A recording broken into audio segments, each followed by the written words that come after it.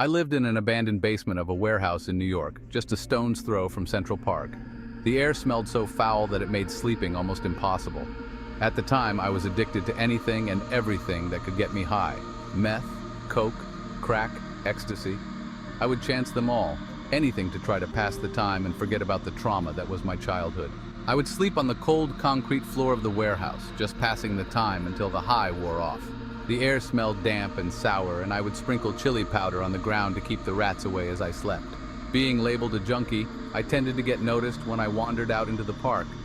One cold autumn morning, I went out to my normal stop by the tall oak trees in the park. Hoping to score a few bucks for my next high, I sat down with my sign that said, "Why lie? I need to get high." I knew it was autumn because the leaves in the garden had just started to change. I would always stand by the tall oak tree. For some reason, the oak tree always brought me luck. When people passed by, I could normally score a buck or two. For some reason, I'm not really sure why, I designed to change my sign to "Anything helps, God bless," hoping someone would throw me a buck or two. The tree in the park was across the street from a private art gallery that always seemed closed.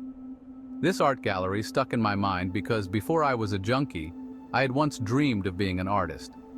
When I had moments of clarity and my mind was not fuzzy from the withdrawal from drugs, I would wonder why the gallery permanently closed. I'm not a spiritual person, but something always felt dark about the place. Something felt sinister. As I was perched under the tree, a young lady approached me with a $5 bill and handed it to me. She told me to get some food and not to buy drugs with it. I smirked and said, "Right." I don't know why or what compelled her to ask, but she said, "Do you know anything about that building?" I replied that it was permanently closed and something was out of place. She was pointing to the art studio. She told me she was scrolling through social media when she saw an ad for a modeling gig, and after calling the number of the ad, she was given an invitation to a private modeling event. She was told to meet at the park, and someone would let her into the studio. The person on the phone told her to come alone as the event was very exclusive and that she would be well compensated for her time.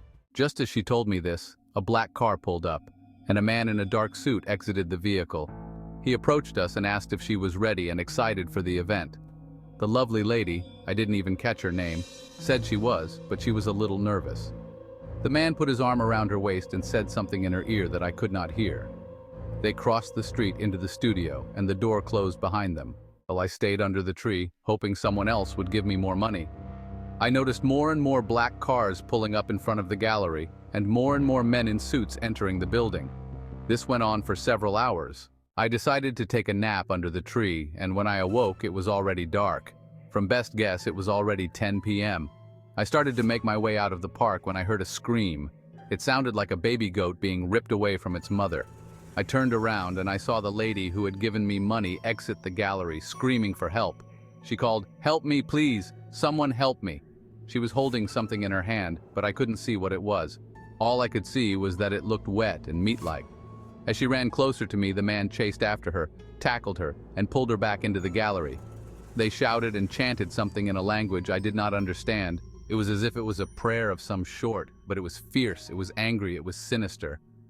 I was in shock. I ran as fast as I could to try to call the police. I ran so fast that my shoe fell off. Finally, I found emergency phone where I called the police, who sent an officer. I told them the story of the lady and the man with the suit and the men in the robes. They took me down to the station and questioned me for hours. I, at the time, had drugs in my system and they made me take a drug test. Of course, I failed, so they locked me up overnight. I kept trying to tell them that a girl was in trouble, but they didn't believe me or care. I was locked up for 4 weeks because of the drugs I had in my system. When I got out, I went back to my old spot, and the studio was all boarded up. It was completely shut up with a huge sign saying, "Construction zone, do not enter." I sat next to the big tree and thought to myself, was it all a bad trip? Was I just junked out of my mind that I hallucinated the entire encounter? Was there really a woman? Was she really in trouble? Was she in danger? Was she okay? What happened to her? Was she real? Was any of it real? As I pondered, I noticed a red marking next to the steps of the art studio. I had never seen that making before. The marking looked like an image of some type animal head. I could not make it out from I was sitting. I went over to the steps to get a closer look. As I approached the steps, I could see that the image was painted in what looked like red paint, as if a child had finger painted it. As I got closer, I could see that it was an image of a goat with horns that curled up to the sky with the words, "Accept our offering." As I looked down into the eye of that goat, I felt something reach inside my mind, as if it was an invisible hand pulling at my spine. My blood ran cold and my heart raced. Chills and shivers raced down my neck. It was as if a dark figure from another world had reached out and touched my soul, as if something was trying to get in.